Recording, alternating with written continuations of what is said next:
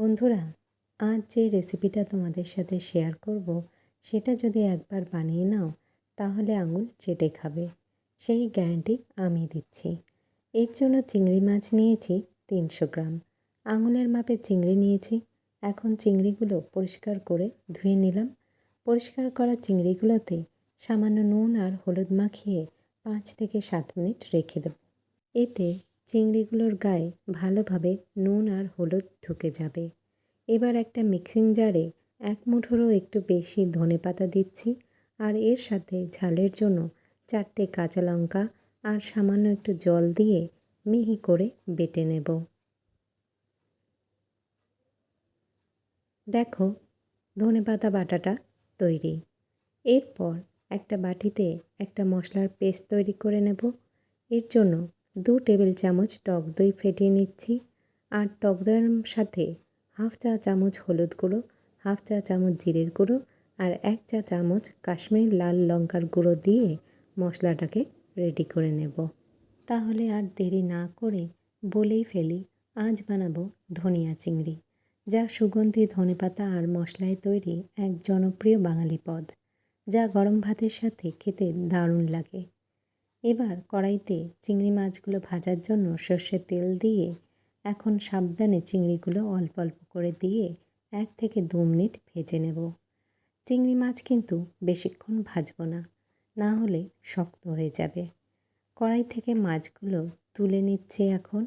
বন্ধুরা, এই রেসিপিটা আমি যেভাবে বানাচ্ছি সেইভাবে যদি তোমরাও বাড়িতে বানিয়ে নাও তাহলে আশা করি তোমাদের ভালো লাগবে। এবার ওই একই কড়াইতেই আরও 2 টেবিল চামচ সর্ষের তেল যোগ করব। এখন ফোড়নের জন্য হাফ চা চামচ গোটা জিরে দিয়ে দিয়েছি। জিরেটা ভাজা হলেই এর মধ্যে দিয়ে দিলাম একটা ছোট মাপের পেঁয়াজ বাটা। পেঁয়াজটা লো টু মিডিয়াম ফ্লেমে ভেজে নেব সোনালি রং হওয়া পর্যন্ত। তারপর এর মধ্যে দিয়ে দিলাম 1 টেবিল চামচ আদা রসুন বাটা। আদা রসুনের কাঁচা গন্ধ চলে যাওয়ার পর এর মধ্যে দিয়ে দিলাম একটা ছোট সাইজের টমেটো বাটা। টমেটো বাটা দেওয়ার পর ভালো করে কষিয়ে নিয়ে এর মধ্যে দিয়ে দিচ্ছি টক দই সহ মশলার পেস্টটা। এই সময় ফ্লেমটা লোতে রেখে নেড়ে চেড়ে ঢেকে 2 থেকে 3 মিনিট অপেক্ষা করব, যতক্ষণ না মশলা থেকে তেল ছেড়ে আসে। রান্নায় আমি বারবারই বলি, মশলা সবসময় ধৈর্য ধরে কষিয়ে নিতে হবে, তাহলে কিন্তু সেই রান্না কম তেলেও খুবই সুস্বাদু হয়। এটাই বলতে পারো ভালো ও টেস্টি রান্নার সিক্রেট একটা টিপস। মশলা থেকে তেল বেরিয়ে এসেছে। এখন এই সময় দিয়ে দেব বেটে রাখা ধনেপাতা। ধনেপাতা বাটাটা সামান্য একটু রেখে দিচ্ছি সবশেষে দেব বলে। এবার আরও 3 থেকে 4 মিনিট নেড়ে নিয়ে এখন ভেজে রাখা চিংড়িগুলো দিয়ে দেব। এই রান্নায় আমি কোনো এক্সট্রা জল ব্যবহার করিনি। তোমরা চাইলে হাফ কাপ হালকা গরম জল ব্যবহার করতে পারো। আমার কর্তামশাইয়ের চিংড়ির এই পদটা একটু মাখো মাখো হলেই বেশি পছন্দ।